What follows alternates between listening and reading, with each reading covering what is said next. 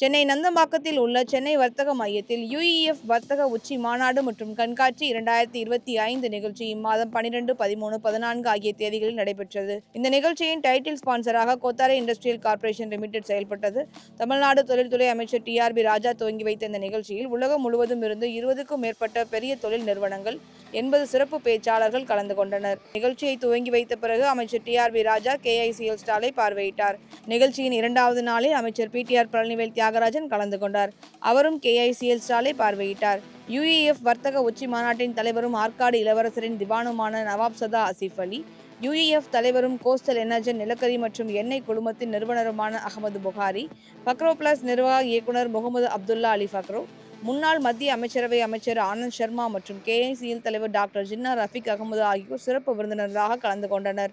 இந்த மாநாட்டின் சிறப்பம்சமாக ஐக்கிய நாடுகளின் நிலையான வளர்ச்சி கவுன்சில் UNSDC உடனான ஒப்பந்தம் உட்பட 10 புரிந்துணர்வு ஒப்பந்தங்கள் இந்த யுஇஎஃப் உச்சி மாநாட்டில் கையெழுத்தானது.